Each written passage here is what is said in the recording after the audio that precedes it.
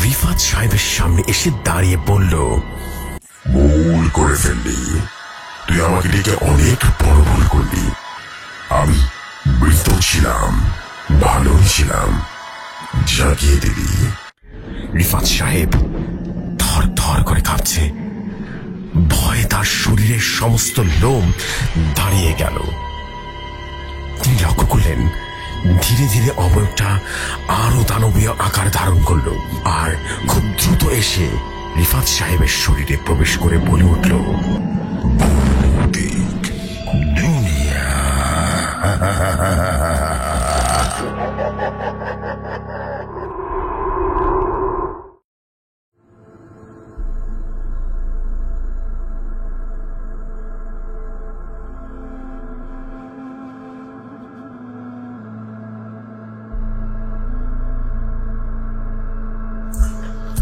যেভাবে লেখা আছে সেভাবেই পড়ছি। তিনি লিখেছেন, আসসালামু আলাইকুম জফর ভাই, আশা করি ভালো আছেন, ভালোর তলে আছেন।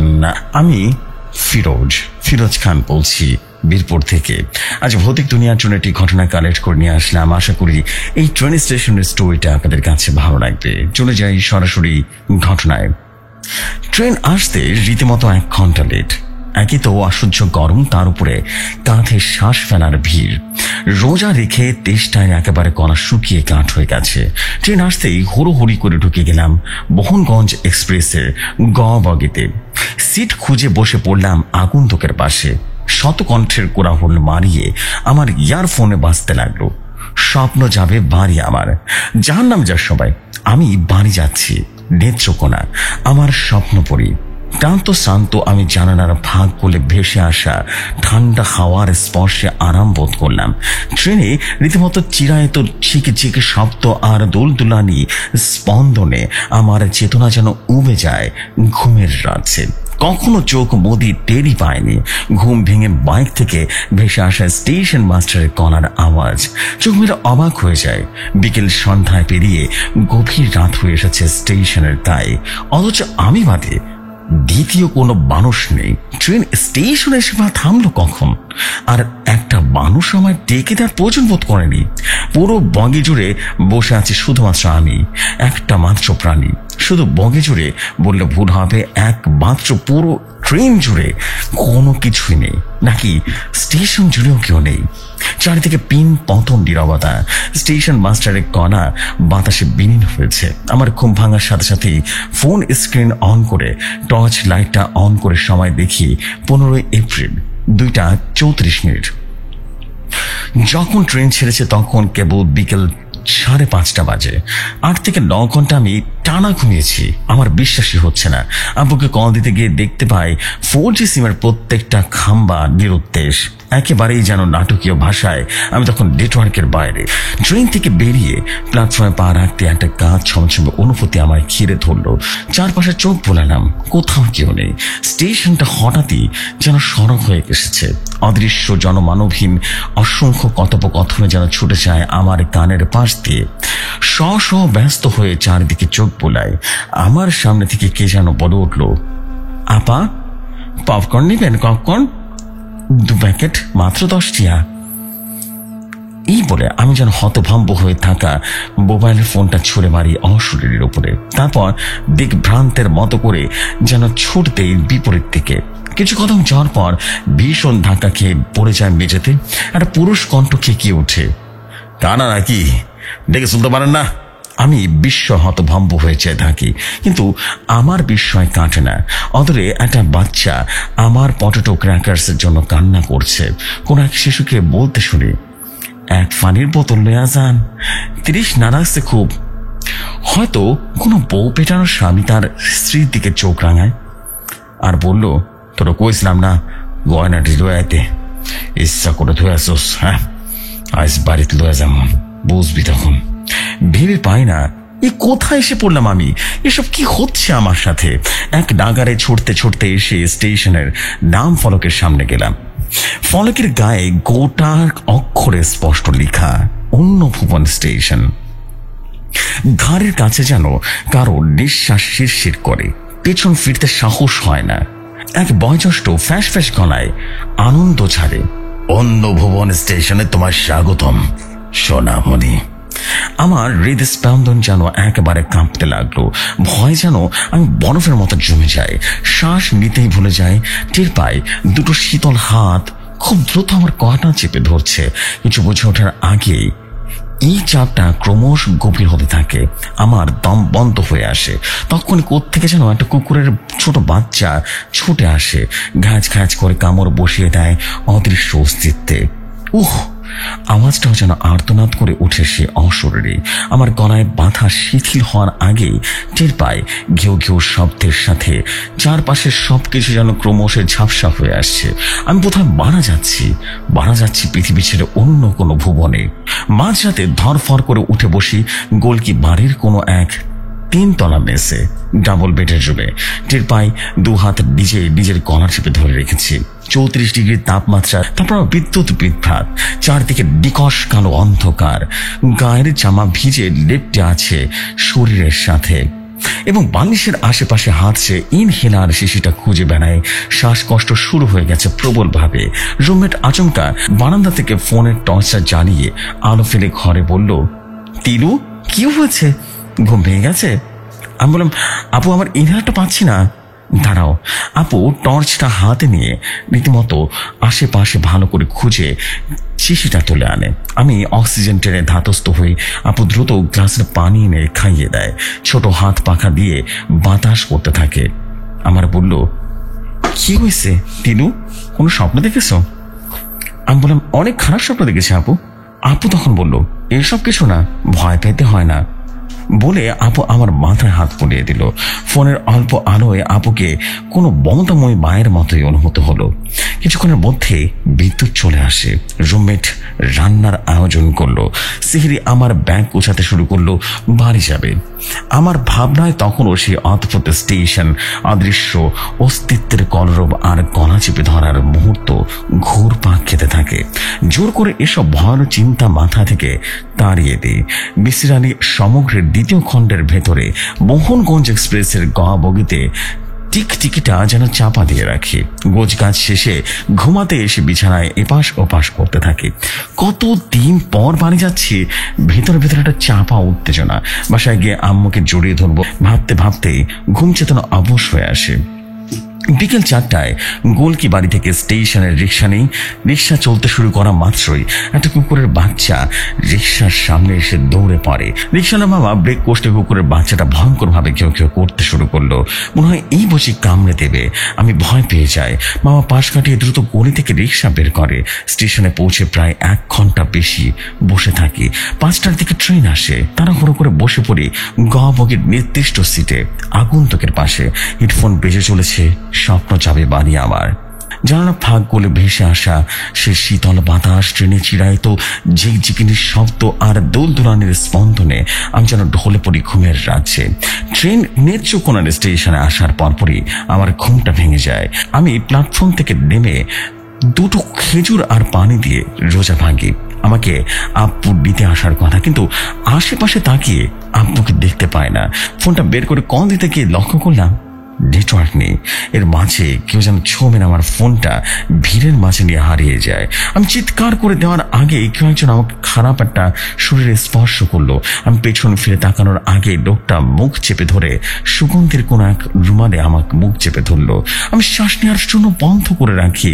নিজের 2 হাত দিয়ে লোকটার হাত সরানোর চেষ্টা করে, কিন্তু ব্যর্থ হলাম। ঠিক তখনই কোত্থেকে যেন একটা কুকুর ঘেউ ঘেউ শব্দ করে রীতিমতো তীরে আসে এবং এসে কামড়ে দেয় লোকটার পায়ে। তীব্র আর্তনাদে সে ছেড়ে দেয় আমায়। আগ্রাসী ভঙ্গিতে কুকুরটা ঘামছে, ধরে থাকে। আমি এই সুযোগে দৌড়ে পালাই। সামনে গিয়ে দেখি আমার মোবাইল ফোনটা পড়ে আছে মেঝেতে। পাশে একটা ছেলেকে 2জন লোক ধরাধরি করে টেনে উঠাচ্ছে। গিয়ে দেখি বা পায়ের রক্তাক্ত জমাট বাঁধা কাপড়ের জখম। আমি ফোনটা তুলে নিয়ে অন করি। নেটওয়ার্ক পাওয়া গেছে। অস্বাভাবিক হার্টবিট নিয়ে আম্মুকে কল করি। আব্বু কই? আম্মু তখন বলল, 2 মিনিট অপেক্ষা কর, আমি রিক্সা নিয়ে চলে আসছি। আচ্ছা ঠিক আছে। ঠিক আছো তো তুমি? হ্যাঁ আব্বু ঠিক আছে। ফোনটা কেটে দিয়ে লক্ষ্য করি কুকুরের বাচ্চাটা আমার চারপাশে বৃত্তাকারে ঘুরছে, আশেপাশে আদর ভঙ্গিতে আমার পায়ে মাথা ঘেঁষে দেয়। আমি কিভাবে যেন ওকে কোলে তুলে নিই, হাত বুড়াতে আদর করে দিই ওর ঘাড়ের কলায় এবং শান্ত ভঙ্গিতে মিশে যায় আমার বুকের সাথে। হুট করে খেয়াল হয় গত রাতের এই ভয়ঙ্কর দুঃস্বপ্নে আমি একটা কুকুরের বাচ্চা আমাকে অশরীরী হাত থেকে বাঁচিয়েছিল। আজ বিকেলে এই কুকুরের বাচ্চাটা আমাকে রিক্সার সামনে এসে দাঁড়িয়ে পড়েছিল এবং ময়মনসিংহ থেকে বারহাট্টা অবধি এটা এলো কি করে? আমি বিস্মিত বোধ করলাম। এটা কি নিছকে কোনো কাকতালীয়, নাকি ওই স্বপ্নের সাথে গভীর কোনো সম্পর্কতা আছে? আমার স্বপ্নটা কি যেন সাবধান বানিয়ে দিচ্ছিল। এই ভাবনাটা অন্য কারোর জন্য। আমি আর ভাবতে পারছি না, আমি আর ভয় নেই, কারণ আমি জানি আমি কখনো একা ছিলাম না। আমি জানি আমার কোলে শুয়ে থাকা এক শান্ত প্রাণীটাই আমাকে রক্ষা করতে এগিয়ে এসেছিল এবং কতটা হিংস্র হয়ে উঠেছিল। প্রকৃতি বরাবরই রহস্য পছন্দ করে। কিছুটা জটিল দাধা আমার জন্য ছুড়ে দেয়, প্রমাণ করে দেয় তার রহস্যময়তার কাছে আমরা কতটা তুচ্ছ, কতটা বিভ্রান্ত। প্রকৃতির মাঝে মাঝে এমন কিছু জটিল সমীকরণ দিয়ে আমাদের পরীক্ষা নেয়, আদতে যার কোনো সমাধান নেই, কিংবা সেই সমাধান আমাদের কল্পনা শক্তি ডিঙিয়ে দিয়েছে বহুদূর।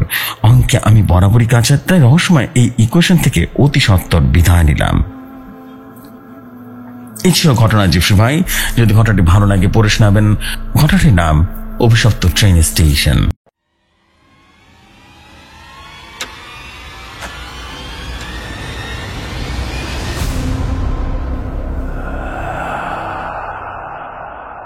থ্যাংক ইউ ভেরি মাচ আমাদের প্রিয় ফিরোজ ভাই for your beautiful story. And স্টোরিটা সত্যি অদ্ভুত ছিল, বলতেই হবে অদ্ভুত ছিল ঘটনাটা। মানে এক প্রকার যেন দ্বিধাদ্বন্দ্বের ভিতরে যে হলোটাকে একটা রহস্য সাসপেন্স দিয়ে স্টোরিটা শেষ হয়েছে। বিয়ের ছিল। Thank you very much, thank you very much.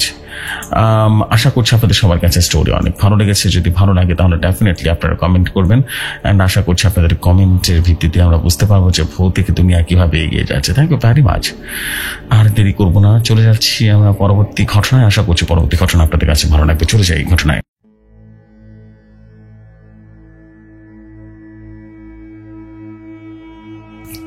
যেভাবে লেখা আছে সেভাবেই পড়ছি। আসসালামু আলাইকুম জোশ ভাই, আমি মেহেদি হাসান বলছি উত্তরার সিরাজ দিখান থেকে। যদি ভালো লাগে তাহলে ঘটনাটি শেয়ার করবেন।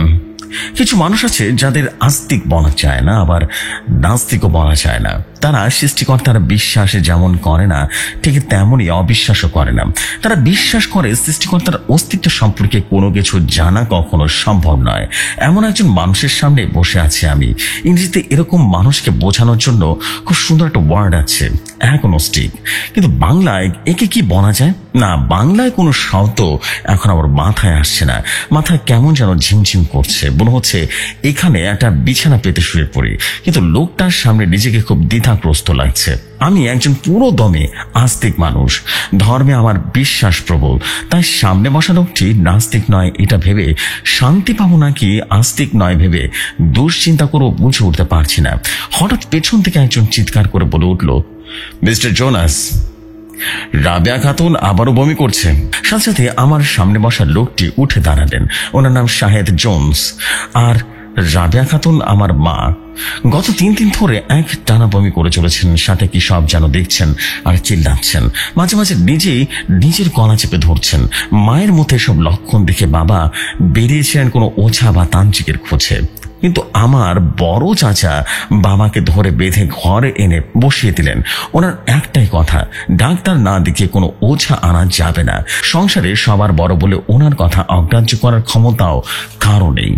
আমার বড় চাচা আবারও খুব বিজ্ঞান মনস্ক ব্যক্তি, কিছুটা নাস্তিক ধরনের, কিন্তু সেটা প্রকাশ করে না। চাচার কথায় মিস্টার শাহেদ জোন্সকে আনা হলো বাড়িতে। উনি বাঙালি হওয়া সত্ত্বেও ওনার নামটা এমন কেন জিজ্ঞেস করার অনেক অনেক ইচ্ছা হয়েছিল, তবে সাহস করে উঠতে পারেনি জিজ্ঞেস করার। আর উনি তো এখনই চলে যাচ্ছেন না, তাই প্রশ্নটা পরে জিজ্ঞেস করার জন্য রেখে দেওয়া যায়। মিস্টার জোন্স মায়ের ঘরে ঢুকতেই বাবা বলে উঠল, এভাবে কয়েকদিন ধরে বমি করছে, দিনে 4 থেকে 5 বার করছে। এমন সব জিনিস বমি থেকে বেরোচ্ছে যেগুলো কখনো খাইনি। ডাক্তার বললেন, আপনি কি করে জানলেন খায়নি? আপনি কি 24 ঘন্টা ওনার সাথে থাকেন? হ্যাঁ। মিস্টার জোন্সের এই কথায় বাবা কিছুটা হকচকিয়ে উঠলেন। নিজের উৎফট হকচকিত মুখটা সামাল দিয়ে বলেন, খাবার তো আমি দিয়ে যাই। মিস্টার জোন্স নিজের গম্ভীর মুখটা সহজ করে একটা হাসি খুশি মুখ দিয়ে রীতিমতো মামাকে বললেন, যখন আপনারা কেউ ছিলেন না তখন উনি অন্য কিছু খেয়ে থাকতে পারেন। আই থিঙ্ক উনি অ্যালোট্রিফিজিওতে আক্রান্ত। অ্যালোট্রিফিজি? হ্যাঁ, এতে আক্রান্ত ব্যক্তির সাধারণ মানুষের যে ভিন্ন খাবার খেতে চায় যা অস্বাভাবিক, আর অস্বাভাবিক খাবার থেকে অস্বাভাবিক বমি হওয়াটাই কিন্তু স্বাভাবিক। এই কথা শুনে বাবার মুখটা দেখলাম একদম শুকিয়ে গেছে, একদম চুপ করে গেছেন উনি। কিন্তু মিস্টার জোন্স বলেই চলেছেন, দেখুন আপনাদের সবার কথায় আমি খুব মনোযোগ দিয়ে শুনেছি। এটাও শুনেছি যে আপনারা ওনার জন্য ওঝাও রাখতে গিয়েছিলেন। ওঝা কি বলবে জানি না, তবে আমার মনে হয় উনি একাধারে অনেক রোগী আক্রান্ত। মিস্টার জোন্সের কথা শেষ করার আগে আমি বলে উঠলাম, মাঝে এইটা সেটা দেখে। হ্যাঁ, এইটা একটা কথা বলে নিচ্ছিলাম। বলেই রীতিমতো মিস্টার জোন্স বাবার দিকে তাকালেন, তাকে বললেন, আপনি বলেছিলেন আপনার স্ত্রীর দেশি শক্তি দুর্বল, তাই না? হ্যাঁ। বাবা তখন বললেন, হ্যাঁ দুর্বল। তারপর মিস্টার জোন্স আবারও বলতে শুরু করলো, দেখুন আমার মনে হয় আপনার স্ত্রী যা দেখেছেন তার চার্লস বনেট সিনড্রোমের জন্য হয়েছে। এতে আক্রান্ত ব্যক্তিরা এমন সব জিনিস দেখে বা যা কোনো বাস্তবতা নেই, আর এটা হয়ে থাকে দৃষ্টিভ্রম, বুঝতে পেরেছেন? এছাড়া আপনার স্ত্রী অ্যালজাইমার্স, ডিমনেশিয়া এবং অ্যাপিলেপসি এই 3টা রোগে আক্রান্ত হতে পারে। এসব থেকে ওনার এমন অদ্ভুত আচরণ দেখা দিচ্ছে যা কোনো তান্ত্রিক বা ওঝার দ্বারা ভালো করা সম্ভব নয়। এর জন্য একজন ভালো অভিজ্ঞ ডাক্তার দরকার। বাবা বললেন, তাহলে আপনি যা করার করুন ডাক্তার সাহেব। বলে বাবা কাঁদো কাঁদো চোখে মিস্টার জোন্সের দিকে তাকালেন। মিস্টার জোন্স মাকে দেখে যাওয়ার পর 2 মাস হয়ে গেছে। মা এখন পুরোপুরি সুস্থ। কত কি ওষুধ দিয়ে গেলেন লিখে, তার সাথে আরো কি কি মজার মজার কাজ করতে বললেন। আমার ভাগে একটা কাজ পড়েছিল, একটা কলম এবং পেন্সিল নিয়ে বাহির চোখের সামনে নাড়ানো এবং চোখের এক প্রান্ত থেকে আরেক প্রান্ত থেকে নেয়া, আর লক্ষ্য রাখা যেন বাহির চোখের ওই কালো বৃত্তটা কলমের সাথে এক প্রান্ত থেকে অন্য প্রান্তে চলে যায়। ভারী মজার কাজ। এখন অবশ্য এটা করা যাচ্ছে না, কারণ মা এখন পুরোপুরি সুস্থ। প্রথম মাসে মিস্টার জোন্স মাকে মাঝে মাঝে দেখতে আসতেন, কিন্তু তিনি হঠাৎ করে অসুস্থ হয়ে যাওয়ার কারণে আর আসতে পারেননি। বাবার সাথে আমরা কদিন আগেই অবশ্য ওনাকে দেখে এসেছি, খুবই জঘন্য অবস্থা।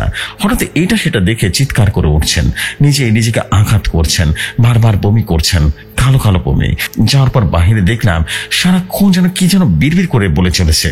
আমাদের দেখেই হুঙ্কার দিয়ে বলে উঠলেন, আমাকে খুন করবে, ওই শয়তানগুলো আমাকে খুন করবে, এসে গেছে, আমার মৃত্যু এসে গেছে। আমরা আর কাছে যেতে পারিনি, দরজার বাইরে থেকে ফিরে আসতে হলো। মিস্টার জোন্সের বাড়ি থেকে আসার পর আমার মধ্যে কেমন যেন একটা অপরাধ বোধ কাজ করা শুরু করলো। বাবার দিকে তাকাতে পারি না, তাকালেই আমার ভেতরে কেমন যেন একটা ঘূর্ণিঝড় শুরু হয়ে যায়। মনে হয় সেদিনের কথা, যেদিন বাবা মায়ের জন্য তান্ত্রিকের কাছে গিয়েছিল, আর তান্ত্রিক এক কথায় বলে দিয়েছিল যে মা কখনো সুস্থ হবে না, তবে মায়ের ভেতরে অশুভ জিনিস বসবাস করছে, তা যদি অন্য কারো শরীরের ভেতরে দেয়া যায় তবেই নাকি মা সুস্থ হবেন। কিন্তু কে তার ভেতরে অশুভ জিনিসটা নেবে, কে মায়ের জন্য নিজেকে উৎসর্গ করবে? এই নিয়ে ভেবে ভেবে বাবা যখন ক্লান্ত, তখন বড় চাচা বাবাকে বাসায় নিয়ে গিয়ে বিজ্ঞান নিয়ে প্রায় 1 ঘন্টা জ্ঞান দিয়ে ডাক্তার জোন্সের কথা বললেন। তখন বাবার চোখে যেন আশার আলো জ্বলে উঠল। নিজের অশুভ চিন্তা লুকিয়ে তিনি বলে উঠলেন, তুমি এই বাড়ির গুরুর জন্য ভাইজান তোমার কথা না রাখতে পারি? বলে বাবা এক বাক্যে রাজি হয়ে গেলেন। তান্ত্রিককে মিস্টার জোন্সের নাম দেয়া হলো। মধ্যরাতে মিস্টার জোন্সের চুল আর রক্ত, যেটা বাবা নানা রকম নাটক করে সংগ্রহ করেছিলেন, সেটা শ্মশানে পুঁতে রেখে এলেন। আরো অনেক কিছু করেছিলেন যার সাক্ষী আমি ছিলাম না। ধীরে ধীরে মা সুস্থ হতে লাগলো, আর মিস্টার জোন্স অসুস্থ হতে লাগলো। প্রথম দিকে আমার কোনো অনুভূতি না হলেও এখন যেন অপরাধবোধ আমাকে সম্পূর্ণভাবে গ্রাস করে নিচ্ছে। হয়তো কোনো কিছুতেই আমি ছিলাম না, কিন্তু চাইলে আমি হয়তো বা বাবাকে একবার বলতে পারতাম, বাবা তুমি তো অন্যায় করেছ, এটা করো না। পরদিন সকালবেলা সবাই যখন নিজ নিজ কাজে ব্যস্ত, তখন বাবার কাছে হঠাৎ একটা গোমরা মুখের লোক আসলেন। প্রায় 5 মিনিট পর বাবা নিচে এসে লোকটার পাশে বসলেন, কিন্তু বাবা বসার সাথে সাথে লোকটা উঠে দাঁড়িয়ে বললেন, মিস্টার জোন্স মারা গেছেন। এটা বলে হন হন করে বেরিয়ে গেলেন তিনি। অন্য কোনো দিকে তাকালেন না। লোকটা বেরিয়ে যাবার পরপরই ছোট চাচি মায়ের রুম থেকে চিৎকার করে উঠলেন। আমরা দৌড়ে মায়ের রুমে চলে গেলাম। গিয়ে দেখলাম মা বমি করছেন, কালো কালো বমি।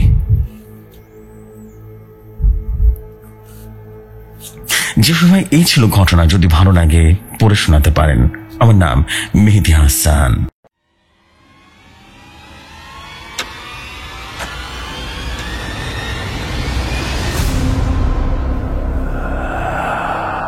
Oh my God, what was that? অদ্ভুত স্টোরি ছিল এটা। এটা কিন্তু খুবই ইউনিক স্টাইলের একটা স্টোরি ছিল। Oh my goodness, that was undoubtedly একটা বেস্ট স্টোরি ছিল। একটা মানুষের জন্য একটা ওঝা নিজেকে বলি দিয়ে দিল এক প্রকার, মানে আত্মবিসর্জন দিয়ে দিয়েছে অনেকটা। অদ্ভুত ছিল। ওঝা নাকি তান্ত্রিক, দিস ইজ অদ্ভুত ছিল। Oh my god, undoubtedly best story ছিল ভাই। And thank you very much for you beautiful story. And I believe যারা যারা শুনছেন তারাও এনজয় করেছেন স্টোরিটা, বিকজ স্টোরিটা অনেক ইউনিক একটা স্টোরি ছিল। ও ম্যান, মানে লাস্টে সে বড় একটা ধাক্কা ছিল গল্পে। আরে সারা বেশি জোস ভাই। Thank you very much for your beautiful story. And I believe সবার কাছে ঘটনা অনেক অনেক বেশি ভালো লেগেছে। আর ভালো লাগলে ডেফিনেটলি কষ্টটা সার্থক হয়েই যাবে। So this is fact.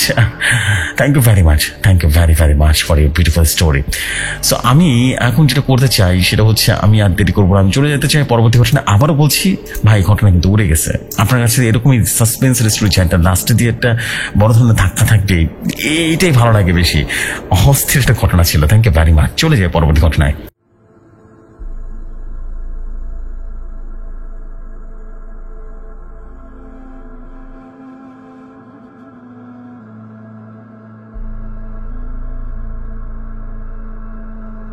যেভাবে লেখা আছে সেভাবেই পড়ছি। ময়মনসিংহ শহরের সাথে পরিচয় আমার পন্থ জানার ওপারে থাকা পৃথিবীর মতোই। আমাদের গ্রামের বাড়ি নেত্রকোনাতে, তাই যাওয়া আসার মাঝে ছোট্ট নদ ব্রহ্মপুত্রের উপর দিয়ে যেতে হয়। বাস কিংবা ট্রেনের জানালায় ঝুলে থাকা ময়মনসিংহের উদার বৃক্ষ ছাড়া ঢাকা পৌঁছানো সহজ নয় আমাদের জন্য। কয়েক বছর হলো সেই জানালার দূরত্ব যেন খুঁজে গেছে। উপর বিয়ে আমাদের বদন থানায় হলেও ভাইয়া থাকেন ময়মনসিংহ পুলিশ লাইনে, সেখানেই বাসা নিয়েছেন তারা। তাই বোনের বাসায় বছর কয়েকবার যাওয়ার আশা হলো। বিশেষ কোনো কাজ কিংবা উদ্দেশ্য নেই। যেসব ছেলে বা মেয়েদের তারা নিজেদের নিয়েই পড়ে থাকে, ঘুরে ফিরে আপন হলেও আমিও সেই ক্যাটাগরির মানুষ। সময়টা ছিল 2019 সাল। গুচি মুখে দুর্বা ঘাসের মতো করে ছোট ছোট দাড়ি গজিয়েছে। কৈশোরের পরন্ত বেলায় যৌবনের যে নতুন সূর্য মাখা তোলার জন্য অস্থির হয়ে আছে সেই কাল, যখন কোনো কিছু ভালো লাগে না, সবকিছু মনে হয় খাপ ছাড়া, সেই সময়ের কথা। একদিন ভালো লাগছে না, পরীক্ষার শেষে দূরে কোথাও যাওয়ার মতো কোনো টাকা পয়সাও নেই, তাই 500 টাকা নিয়ে বের হয়েছে আপুর বাসায় যাওয়ার জন্য। ট্রেন বাস সব সময় এভাবেই ঢাকা টু ময়মনসিংহ যাওয়া হয়। তাই বন্ধুদের সাথে আড্ডা দিয়ে 11টার বাসে বা গাড়িতে উঠে পড়লাম। ভাবলাম রাস্তা তো ফাঁকা, তবে ফাঁকা রাস্তায় ছ্যাঁচড়ামো করতে পারে বাসওয়ালারাও সেই মাথায় ছিল না। পৌঁছালাম যখন তখন বাজে 1:30। বাইপাস নামবো নাকি ব্রিজের গোড়ায়, এটা নিয়ে কিছুটা কনফিউশনে ভুগছি। হেলপারের চিৎকার করে বলা কথাগুলো ভেসে আসতে আসতে হারিয়ে যাচ্ছে। কয়েকজন পিছু পিছু আমিও নেমে পড়লাম বাইপাসে। ভাবিনি অটো বা সিএনজি পাবো কিনা। অসহ্য গরম, রাস্তার উপরে মেঘের মতো সাদা সাদা কুয়াশা, লাইটের আলো জমে আছে কুয়াশার ভেতরে। নীরব থমথমে ভাব, ছোট ছোট শব্দগুলো বেশ পরিষ্কার কানে এসে বাজছে। ব্যাগটা গানার ধৈর্য নেই। একটা শপিং ব্যাগ শুধু হাতে নিয়ে দাঁড়িয়ে আছি। বোকার মতো লাগছিল বোধ হয়। কয়েকটা অটো আর 2-3টা রিক্সা ছিল সেখানে। অটোতে যাওয়ার ইচ্ছে নেই, কারণ বাসের কাহিনী এখন দগদগে হয়ে আছে। পাঞ্জাবি পরা এক রিক্সাওয়ালা পাশে এসে দাঁড়ালো। কালো শরীর যেন গয়না দিয়ে মাজা, দাঁতগুলো মুক্তোর মতো। রিক্সাওয়ালাদের মুখে সাধারণত হালকা দুর্গন্ধ থাকে, তবে তার মুখে সুগন্ধিতে মাংসল না হলেও শরীরটা খেটে খাওয়া মানুষের মতোই রক্তপক্ত। চেহারা ঠিক রিক্সাওয়ালার মতো নয়, মুখের ক্লান্তির কোনো ছাপ নেই। নির্বিঘ্নে আকুণ্ঠ হয়ে সিটে বসে আছে, যেন ঘরে বসে টিভি দেখছে। বাবা কই যাবেন? পুলিশ লাইন তো মেলা দূর। আপনি যাবেন কিনা সেটা বলুন। সরল মুচকি হাসি দেখলাম সে লোকটা বলল, আহা, আপনি হুজুর মানুষ, এত রাতে রিক্সা পাইতেন না। আচ্ছা লন দিয়া আহি আপনারে। যেচে এসে সহায়তা করছে, তারপরেও সরল সহজ হাসি আর কথাবার্তায় আকৃষ্ট হলাম তার প্রতি। বেশ লোক। আর তাছাড়া অন্ধকার রাতে বিজন সড়কে বনমতো গাড়ি করে গন্তব্যে পৌঁছানোর খায়েশ তো আর কি করতে পারি না। বসে পড়েছে রিক্সায়, চলতে শুরু করলো একটু একটু করে। চলার পর বাতাসে যেন বরফ কুচি মিশে গেছে, ঠান্ডা ঠান্ডা ভাব যেন লোমকূপ দিয়ে ঢুকে পুরো শরীর ছড়িয়ে পড়েছে। শ্বাস ছাড়ার সঙ্গে সঙ্গে ক্লান্তিগুলো যেন ঝরে পড়ছে। খেয়াল করলাম রিক্সাওয়ালার গা থেকে অচেনা কোনো সুগন্ধি ভেসে আসছে, বাতাসের সাথে মিশে ঘ্রাণটা যেন আরো তীব্র হচ্ছিল। আমরাও হারিয়ে যাচ্ছি কুয়াশার ভেতরে, ঝাপসা হয়ে যাচ্ছে পথের পাশের দেয়াল, বিল্ডিংগুলো অন্য এক জগতের প্রান্তে ছুটে চলছি আমরা। শহরের রিক্সাওয়ালা শহরের মানুষের সাথে থাকতে থাকতে গ্রাম্য রসবোধ যেন হারিয়ে ফেলেছে। শুকনো খুরমার মতো করে মনে হলো কথাগুলো শক্ত হয়ে গেছে। গ্রামের রিক্সাওয়ালার সুযোগ পেলে বুক খুলে আর যাত্রীকে সামান্য বিনোদন দেওয়ার চেষ্টা করে। দেখলাম তার মধ্যে তেমন কোনো চাঞ্চল্য নেই। আর্মির লোকদের মতো পিঠ সোজা হয়ে বসে আছেন, সিটের মধ্যে যেন কোনো মূর্তি বসে আছে, কোনো নড়াচড়া নেই, বাতাসের চুলগুলো যেন নড়ছে না। কথা বলার কোনো আগ্রহ নেই। আমি শুরু করলাম কথা বলা। এক দুটো কথা বলে আর কথা বাড়েনি।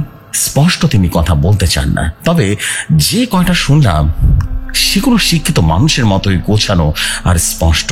খটকা লাগছিল, তাহলে রিক্সা ঠিক করার সময় তার ভাষা গাইয়া মনে হচ্ছিল কেন। মাসকান্দা আসলাম, দেখলাম শৌখিন বাসগুলো যেন সারি বেঁধে দাঁড়িয়ে আছে। রাস্তার মাঝে কয়েকটা কুকুর শুয়েছিল। রিক্সার আওয়াজে ঘুমন্ত সড়কটায় রীতিমতো প্রাণ ফিরে এসেছে। কুকুরগুলো হঠাৎ করে সমস্বরে খেকিয়ে উঠল। এমনিতে কুকুর সাধারণত এত রাগ কখনো ছাড়ে না, তবে আজ এভাবে গলা ফাটানোর কারণটা কি? ভয়ে ঢোক গিলছি, তবে গলাটা শুকিয়ে কাঠ হয়ে গেছে। আরো কিছুটা অগোছালো প্রশ্ন করলাম তাকে। খানিকটা বিরক্ত হয়েই যেন মনে হলো, তবুও আমি দমলাম না। একের পর এক প্রশ্ন করে ভিতরের প্রচ্ছন্ন ভয়কে ঢেকে রাখার চেষ্টা করছি, তবে তার নিষ্পৃহ মন মেজাজ বিগড়ে যাচ্ছে। বললাম, আপনি কি পড়াশোনা করেছেন কখনো? সে বলল, সে মাওলানা, হাট হাজারি মাদ্রাসা থেকে দাওর পাশ করেছে বহু বছর আগে, তবে বয়সের কোনো রেখা নেই তার মুখে। যুবকের মতো টান টান চামড়া, ল্যাম্পপোস্টের আলোয় যেন চিকচিক করছে। ভয়টা আরো যেন গাঢ় হয়ে বসলো মনের ভেতরে। আমার গলা অব্দি চিৎকার এসে আটকে আছে। আর নানা ডাকছি, আবছা হাসির সুর যেন ভেসে এলো কানে। তিনি বোধহয় হাসছেন। বললেন, হ্যাঁ, আপনি কি ভয় পেয়েছেন? কাপা কাপা গলায় বললাম, শহরে বড় হয়েছে তো, এত রাতে কখনো এমন ঘুমন্ত শহরকে গভীর রাতে বের হয়নি, আর তাই ভয় ভয় লাগছে আর কি একটু। তার হাসির স্বরটা আরো বিকট হলো। মুহূর্তে পেছন ফিরে পড়ল, ভয়ের কি আছে? আমি কি ভূত নাকি? তার এমন সস্তা কৌতূহলী কথা শুনে রীতিমতো লাথি মারতে ইচ্ছা হলেও আমি যেন পাথর হয়ে গেছি সেটা বুঝতে পারলাম। এখন আমি স্ট্যাচু অফ লিবার্টির মতো জড়সড় অপেক্ষা ছাড়া আর কিছুই করার নেই। আমার সামনে তাকিয়ে জানাতে শুরু করলো। অবশেষে পুলিশ লাইন গেটটা চোখে পড়লো। তবুও ভয়টা আমার উপে যায়নি। মেঘে ঢাকা চাঁদের মতো আনন্দটাও ভয়ের তোলে চাপা পড়লো। কোন রকমে বললাম, এইখানে দাঁড়ান। এবার তিনি আগের মতোই গম্ভীর হয়ে গেল। জায়গা মতো নামিয়ে দিলেন তিনি। এতক্ষণ ভেতরে যে হাতুড়ি পেটাচ্ছিল সেটা একটু কমলেও শরীর ভেতরে যেন ঘামে ভিজে গেছে। পকেটে হাতড়ে 100 টাকার নোট বের করলাম। তিনি নির্বিকার হয়ে তাকিয়ে দেখলেন নোটটার দিকে, হাত বাড়িয়ে সেটা নিলেন। কয়েক কদম হেঁটে বাসার কেচি গেটের সামনে এসে দাঁড়ালাম। তখনই ভেসে আসলো আজানের সুর। অবাক হলাম, 1:30টায় বাইপাস এসে নেমেছি। রিক্সায় করে এই জায়গাটা আসতে এত সময় লাগলো। পেছন ফিরে তাকালাম, কিন্তু রিক্সাটা যেখানে থেমেছিল সেখান থেকে বাসার গেট 10 ফুট দূরে হবে। 30 সেকেন্ডও লাগে না গেটে আসতে। ততক্ষণে রিক্সা হারিয়ে গেল, যেন কখনো এখানে কোনো রিক্সায় ছিল না। মোটরওয়ালা রিক্সা চলে গেল, সে আওয়াজ হয়, সে আওয়াজ শুনতে পেলাম না। আমি ধাপ করে বসে পড়লাম। ভোরের যত অন্ধকার সব এসে মুখে লাগছে। চুদ্র ক্লান্ত, তবে হতবিহল। এতটুক পথ আসতে 3 ঘন্টা কিভাবে লাগলো? এই ছিল ঘটনার নাম, গন্তব্য, ঘটনাবহুল লেখক আরিফ রিজওয়ান। ঘটনাটি ভালো লাগবে পড়ে শোনাবেন। আমি শাহিন সিকদার। আসসালামু আলাইকুম।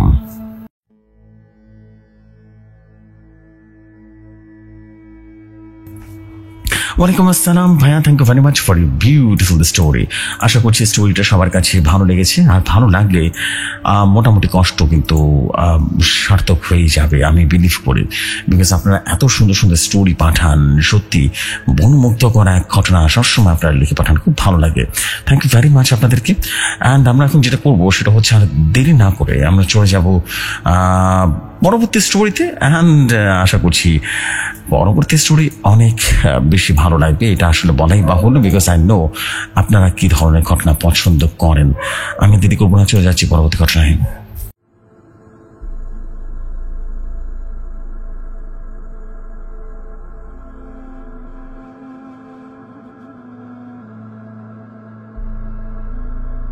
যেভাবে লেখা আছে সেভাবেই পড়ছি। তিনি লিখেছেন, আসসালামু আলাইকুম জসু ভাই, আশা করি ভালো আছেন, ভালোর দলে আছেন।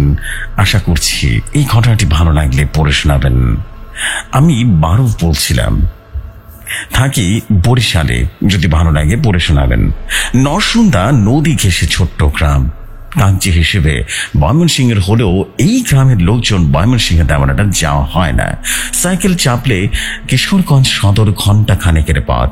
কালো জলের বিশাল বউল আপিলের বাঁশ বরাবর কেশবতীর কালো চুলের সীতার মতন চলে গিয়েছে বড় সড়কটা, যেন নরসুদা বাঁধতে বিশাল বট গাছের পেট ছিঁড়ে বেরিয়ে সমাপ্তি টেনে সুরাটি বাজারে। মোট হিসেবে রাস্তা ঘেঁষে একটা গ্রামে বাড়ির সংখ্যা মাত্র 6টি। তবে আজ যে গল্পটা লেখা হচ্ছে সেটির আবর্তন মিয়া বাড়ি, বৌদ্ধপাড়া আর দক্ষিণ পাড়া নিয়ে। নরসুদার পাড়ে বিশাল বট গাছের নিচে ঈদগার মাঠ, পশ্চিম কোণে শতবর্ষী মসজিদ, তার পাশে প্রাইমারি স্কুল। বর্ষায় বিশাল জলরাশির কল্লোলের সৃষ্টি বা দৃশ্য চোখ জোড়ানো হলেও এই গ্রামের মানুষের জন্য এটা ভয়ঙ্কর বিপদ ডেকে আনে। কেবল 10 মিনিট লাগে নদীটি পার হতে, কিন্তু ঘন বর্ষায় কেউ আর ঘূর্ণি স্রোতের কারণে নৌকা তলিয়ে যায়। গ্রামের মানুষরা ঘুরে প্রায় 3 কিলো হেঁটে কালকন্দি পুল পেরিয়ে ওপারে পৌঁছে শীত কিংবা গ্রীষ্মে নদীর পাড়ে ভৌতিকতার সময় বেঁধে তাপিয়ে বেড়ায়। রাত 1:30 থেকে 4টা পর্যন্ত নদীর পাড়ে উষ্ণ বাতাস যেন ভেসে বেড়ায়। গ্রামের মানুষের ভাষ্য মতে এই বাতাস কোনো মহিলার শরীরে লাগলে মাসখানেকের ভেতরে রক্তবমি আর কালাজ্বর হয়ে মারা যায়। আমি তখন ছোট, একজন ভুক্তভোগী দেখেছিলাম, কিন্তু বাতাসের ব্যাপারটা অবিশ্বাসী করি। যাই হোক, মূল গল্পে যাওয়া যায়। তার নাম ছিল রশিদ, তার ডাক নাম রশিদ পাগলা। বাড়িগুলো খানিকটা বর্ণনা দেওয়া প্রয়োজন। মিয়া বাড়ি লম্বা গ্রামীণ বাড়ি, সামনে বৌলার বিল, পিছে নরসুন্দা, বড় সড়কটা শুরু প্রথম বাড়ি। এই সারিতে 7টা মতো দিঘি আছে, তার মধ্যে একটা পরিত্যক্ত, নাম বড় দিঘি। বড় দিঘির পূর্ব কোণে গাছগাছালি ভিটা আর 3টা তাল গাছ। রাস্তা ধরে এগিয়ে গেলে পরের বাড়িটা মধ্যপাড়া। মধ্যপাড়ার 3 দিকে বিল, একদিকে রাস্তা। রাস্তার দুপাশে বিশাল সাইজের ডজন খানেক শিমুল গাছ। শিমুল ফুটলে এক একটি গাছকে দূর থেকে মনে হয় যেন গ্রামীণ নয়া বউ লাল শাড়িতে ঘোমটা টেনে উঁকি দিচ্ছে। খানিকটা পথ এগিয়ে গেলে দক্ষিণ পাড়া। এই বাড়িটি বিলের শেষের দিকে, এরপর সব ধানের ক্ষেত। রাশিদ পাগলা মধ্যপাড়ার, তার আড্ডা নরসুন্দার বট গাছতলায়। ভাঙ গাঁজা খেয়ে রীতিমতো গালিগালাজ করে সারাদিন, কিন্তু মন ভালো থাকলে হাস্যকর কিছু জোড়া দিত ওস্তাদ। তার পরিবারের সবাই গাজীপুরের কোনো বস্তিতে উঠে গেছে অনেক বছর। একা মানুষ, মাথার ঠিক নেই, পথে পথে ঘুরে। বাপের 2.5 বিঘা ক্ষেতের ধান আর বিলের মাছ সম্বল। গল্পটা 2008-এর বর্ষার শেষ দিকে। তখন নদীতে নৌকা চালানো যায়। সুলেমান দক্ষিণ পাড়ার লোক রাত 2টোর দিকে নরসুন্দা ঘাটে পৌঁছে গিয়েছিল ময়মনসিংহ। হাত দেয় আর ওপারে আছে কিনা কেউ, কারণ আবছা আলোয় নৌকা দেখা যাচ্ছে। কেউ না ভেবে অগত্যা কালন্দি পুলের দিকে হাঁটা দেয়। তখনই বটতলা থেকে চিৎকার শুনতে পায় রশিদ পাগলা। পরিচিত লোক হওয়ায় সুলেমান স্বস্তির নিঃশ্বাস ফেলে লুঙ্গির কাঁচা মারে, একটা বিড়ি জ্বালায়। মুখে ভেসে আসে ব্যাঙে ভোচকা বগল দামা করে নদীর কিনারে যেতে দেখে নৌকা এপার ওপার লগি পৌঁঠা হাতে নিয়ে রশিদ নৌকার অপরে কোনায়। এমনিতেই রশিদ পাগলা বাজ কোনা গোছের মানুষ, কিন্তু সে কেন যেন ঝিম মেরে বসে যাচ্ছে। মৃদু ঘুমের ঢুলুনিতে সুলেমান অতটা বুঝতে পারে না। তার কেন যেন মনে হতে লাগলো বিদ্যুতের গতিতে সে নদী পার হয়ে গেছে। অপর পারে পৌঁছে সুলেমান জিজ্ঞেস করলো, কি কাহা, বাইরে যাইতেন না? হ্যাঁ। রশিদ কিছু না বলে বট গাছের দিকে হাঁটা দিল। পাগলা যা ইচ্ছা করছে করুক, এমনটা ভেবে সুলেমান রাস্তা দিয়ে হাঁটা শুরু করলো। মিয়াবাড়ির প্রথম দিঘির পাড়ে পৌঁছে খানিকটা শীতল বাতাস অনুভব করলো, আর একটা বিড়ি জ্বালিয়ে টান দিল। বড় দিঘি পেরিয়ে যখন সামনের দিকে গেল, পেছন থেকে কিছু ডাক দিল। পেছন ফিরে দেখলো রশিদ পাগলা। সুলেমান ভাবে রশিদ মনে হয় পিছু পিছু দৌড়ে এলো। অতটা খেয়াল না করে দুজন মিলে হাঁটা দেয় মধ্যপাড়ার উদ্দেশ্যে। সুলেমান কেমন যেন অস্বস্তি অনুভব করতে লাগলো। গুমোট ব্যবসা গন্ধে যেন নাক ভারী হয়ে আসে। রশিদকে জিজ্ঞেস করলো, কি গো বেটা, কতদিন গোসল করস নাই বলতো? রশিদ কোনো উত্তর দিল না। খানিকক্ষণ বাদে সুলেমানকে জিজ্ঞেস করে, লা বিলেতে বাস্তরি বেন্ডা বাজারে বাইসা কিছু পাউন যাইব। সুলেমান মনে মনে কানি দেয় পাগলটাকে। বিড়ির পশ্চাৎ থাকা আগুনগুলো যেন আরেকটা বিড়ি জ্বালায়। এগিয়ে দেয় রাশিদের দিকে, কিন্তু রাশিদ ভ্যাবাচাকা খেয়ে যায়। হঠাৎ বিড়ি দেখে, সরে বলল, সুলেমান না, তুই যা আগে, আমার কাম আছে। সুলেমান অতটা টাহর করতে না পেরে এগিয়ে যায়। পাগলের আর সময় জ্ঞান অতটা রাত একলা মাছ ধরতে যাব বিলেতে। সে এগিয়ে যায় সীমন্তরের দিকে। মধ্যপাড়া ছেড়ে যাবে এমন সময় শুনে পিছন থেকে রশিদ পাগলা ডাকছে। বিড়ি তখনও জ্বলছিল। অপেক্ষা করে দুজন এগিয়ে যায় বাড়ির দিকে। সুলেমান জিজ্ঞেস করলো, আপনার বাইরে যাইতেন না? হ্যাঁ। তখন সে পাগলা বলল, তবে লেগে কাম আছে, এরিকা তো গো বাইতে জাম লাগবো। সুলেমান অতটা না ভেবে এগিয়ে গেল। সীমন্তলি পার হয়ে খানিকটা এগোয় তখন একটা দমকা বাতাস আসলো। সুলেমান বিড়ির পশ্চাতে আরেকটা বিড়ি লাগিয়ে জোরে টান দিল, আর খানিকটা ফুলকি দিয়ে বিদ্যুৎ আগুন উজ্জ্বল হলো। আচমকার রাশিদের সুলাইমানের হাতে খামচি দিল। সুলেমান বসার কামড় মনে করে এগোতে লাগলো। রশিদের আবারও তার ঘাড়ে ধাক্কা মেরে কিছুটা পিছিয়ে যায়। সুলেমান অতটা কেয়ার না করে হাঁটছে। এরপর যখন জোরে ধাক্কা মেরে রশিদ ওকে মাটিতে ফেলে দেয়, খানিকটা ভয় ঢুকে গেল মনে। এপাশ ওপাশ না দেখে ভো দৌড়ে বাড়ির দিকে যেন, এবং পেছন থেকে রশিদ পাগলা চিল্লাচ্ছে, এই বেটা যাস গাকারে, আমারে লয়ে যা। পরদিন সে বিচার নিয়ে বসলো মধ্যপাড়ায়, কারণ গত রাতে তার ব্যাগ হারিয়েছে। রশিদ পাগলের বড় ভাই জাবেদ আলী সুলেমানের কথা তবদা, কারণ রশিদ গত 5 দিন হবে কাজে পড়ে গেছে। গত রাতে সে কিভাবে আসবে? দুজনেই অবাক। তাহলে গত রাতে অতটা পথ কার সাথে ছিল সুলেমান? মিয়া বাড়ির বড় মিয়া আর মসজিদের হুজুর শুনলো বিস্তারিত ঘটনা। হুজুর বলতে লাগলো, আপনারে কালকে জিনে বশ করা লিয়ে গেছিলা, বুঝতে পারছা? চেষ্টা করছিল বশ করানোর। আপনারে কিন্তু কয়েকবার বিলের দিকে যাইতে কইছি, তার কারণে আপনার হাতে একটা বিড়ি জ্বলতেছিল। বিলের দিকে গেলে কিন্তু আগুন ফুরাইতো, তখন খাবলা দিত। এরপর যখন আপনারা নিতে পারতো না, তখন সে আপনারা উড়াই নিয়ে যেত বাতাসে। বিড়ি না দিভাই সে কিন্তু হাতাহাতি করলো। এখন যখন দৌড় দিচ্ছেন, সে আপনার কন্ট্রোল হারাইছে। বড় মিয়া বলল, কন্ট্রোল হারানোর মূল কারণ হইতেছে তোমার বাড়িটা কিন্তু পুরা বাইন্দা রাখছিল। তো এবার দাদা জিন পেতনি তোমার বাড়ির দিকে আইতে পারত না। এসব শুনে সুলেমানের হিচকে উঠল। হুজুর সূরা পড়ে পানি খাইয়ে দিল। টানা 3 দিন জ্বরে ভোগে সেরে উঠল সুলেমান। এরপর আরো অনেকে রাশিদ পাগলা কিংবা সাহেব আলী বেশে আবিষ্কার করেছিল সেই অদ্ভুত জিনটাকে। এই ছিল ঘটনা। এই ঘটনার মূল লেখকের নাম মুন্না এস সাইমন হাসান, গল্পের নাম বিয়াবাড়ি। যে ভাই ঘটনাটি ভালো লাগবে পড়ে শোনাবেন।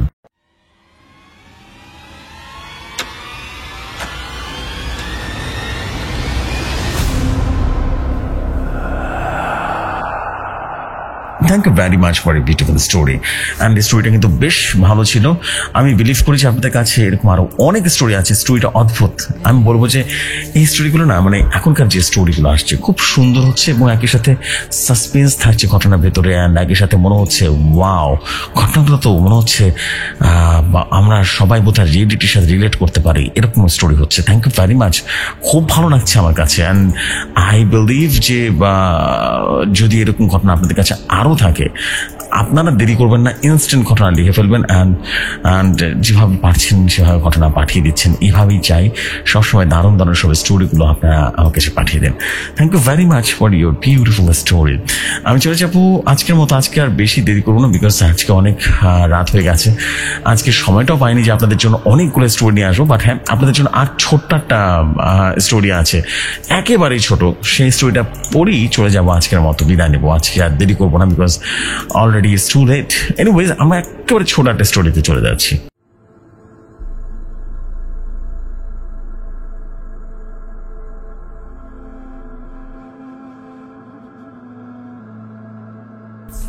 যেভাবে লেখা আছে সেভাবেই পড়ছি।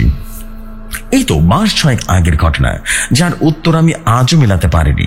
নেত্রকোনায় আমার এক কাজিনের বিয়ের দাওয়াতে গিয়েছিলাম। সেদিন ছিল হলুদ অনুষ্ঠান। বিকেলের সময় সব আয়োজন হচ্ছিল। বাসার ভেতরে এত মানুষের মধ্যে কেমন দম বন্ধ লাগায় ভাবলাম একটু নদীর পাড় থেকে ঘুরে আসি। সাথে নিলাম আমার বোনের ছেলের ছোট্ট আদরের ওয়াজ শোনাকে, যার বয়স তখন হবে 2.5 বছরের মতো। তাকে সাথে করে নিয়ে নদীর পাড়ে যাওয়ার জন্য গলি দিয়ে হাঁটতে শুরু করলাম। সাথে তার এলোমেলো স্বরে মিঠে বলির কথোপকথন। চলতে চলতে হঠাৎ আমার সামনে একটা হাসির শব্দ শুনতে পেলাম এবং ওয়াজের আওয়াজ সারানো শুনতে পেলাম। অদ্ভুত তো, ও তো আমার হাত ধরে, কিন্তু আওয়াজটা কিভাবে সামনে থেকে এলো এটা পরে উপলব্ধি করতে পেরেছিলাম। আর 2 কদম ফেলতে না ফেলতে চোখের সামনে আরেকটা ওয়াজ, অবিকল আরেকটা বাচ্চা, ঠিক ওর মতো চেহারা, শুধু যেন জামা কাপড়টা অমিত ছিল। আমি যেন নিজের চোখকে বিশ্বাস করতে পারছিলাম না। আমার মাথা কাজ করছিল না, ভয় পাচ্ছিলাম না, শুধু হতভম্ব হয়ে আমার হাতে থাকা সেই ওয়াজের দিকে তাকায়।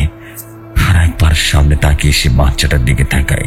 হঠাৎ ওয়াজ আমার হাতটা ছেড়ে ওই বাচ্চাটার কাছে যেতে চাইল, কিন্তু না, আমি আরো 2 হাতে চেপে ধরলাম। ও যেন আমার সাথে যুদ্ধ করতে শুরু করলো। একটা পর্যায়ে হাতের উপর কামড় বসিয়ে দিল, তাও আমি মোয়াজের হাতটা ছাড়িনি। আমি উল্টোর দিকে ফিরে যাওয়ার জন্য তাকাই, কিন্তু রাস্তা কোথায়? চারিদিকে এমন কালো অন্ধকার। কেন? এটা আমি কোথায় এসেছি, কখন এসেছি? এই রাস্তা তো আমি জীবনেও দেখিনি। এসব ভাবতে ভাবতে দেখি আমার অপর হাতে ঠান্ডা স্পর্শে দ্বিতীয় ওয়াজ ধরে ফেলেছে। ঠিক সেই সময়টা ফিলিংসটা কতটা যে ভয়াবহ ছিল আমি বোঝাতে পারবো না। আর এদিকে আমাদের ওয়াজ সে কি খুশিতে যেন আবল তাবল কত কিছু কি বলে ফেললো। আমি তখন ভয় পাচ্ছিলাম না, তবে আমার হাত পা যেন ঠান্ডা হয়ে গেছিল। আমি যেন আমার মাঝে ছিলাম না। তাও কি মনে করে যেন আমি দুজনকে 2 হাতে নিয়ে সামনের দিকে এগিয়ে যাচ্ছিলাম। দীর্ঘক্ষণ হাঁটার পরেও কোনো কুল কিনারা পাচ্ছিলাম না। এই রাস্তার শেষ কোথায়? এই রাস্তা তো আমি চিনি না।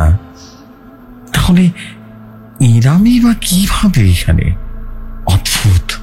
আরো কিছুক্ষণ হাঁটার পর দেখি বড় একটা পুরনো বিল্ডিং এর জং ধরা হলেও কয়েকশো বছরের পুরনো। আমি সেটার দিকে হতভম্ব দৃষ্টিতে তাকিয়ে রইলাম। বড়ক্ষণে আমি আজানের শব্দ পেলাম, যা ছিল মাগরিবের আজান। থেকে চোখের পলক ফেলতে দেখি আমার কাজিনের বাসার সামনে দাঁড়িয়ে আমার সাথে মোয়াজ। অন্যটা গেল কোথায়? আমি সাথে সাথে ওকে কোলে তুলে নিয়ে দৌড় দিয়ে রীতিমতো বাসায় ঢুকে গেলাম। গিয়ে শুধু ভাবছিলাম এইটা কি হলো আমার সাথে। আমি কোনো কিছু ভাবতে পারছিলাম না। মোয়াজকে কোল থেকে নামিয়ে ওর দিকে বারবার তাকালাম আর ভাবছিলাম আমি কি এতটা সাহসী? কিভাবে আমার চোখের সামনে এতগুলো ঘটনা ঘটে গেল, অথচ আমি মোয়াজকে ফিরে দৌড়াতে পারলাম না। তারপর আরো কি ভাবলাম আমি তা জানি না। আমি অজ্ঞান হয়ে যাই। ওই দিনের পর অনেক দিন যাবত আমি মোয়াজের দিকে তাকাতে পারিনি। ভয় এখনো উত্তর খুঁজে বেড়ায়। তবে কি সে দ্বিতীয় মত ছিল? এই ছিল ঘটনার নাম দ্বিতীয় মজ তমালিকা এর মূল ঘটনার লেখক বা লেখিকা। যদি ঘটনাটি ভালো লাগে শেয়ার করতে পারেন জেফরি ভাই, আশা করছি এরকম আরো অনেক স্টোরি শেয়ার করব।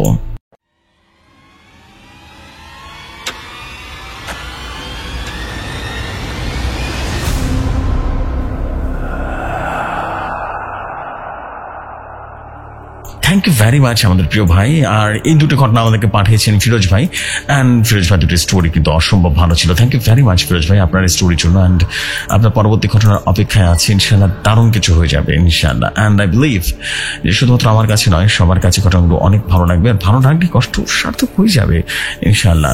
So this the fact. আমি আর দেরি করবো না, আমি এখন যেটা করবো আজকের মধ্যে এখানে বিদায় নিব। কথা হবে আগামীকাল ইনশাল্লাহ ফিরে আসবো নতুন একটা স্টোরি নিয়ে। ততক্ষণ সবাই ভালো থাকুন, সুস্থ থাকুন। আসসালামু আলাইকুম, শুভরাত্রি সবাইকে।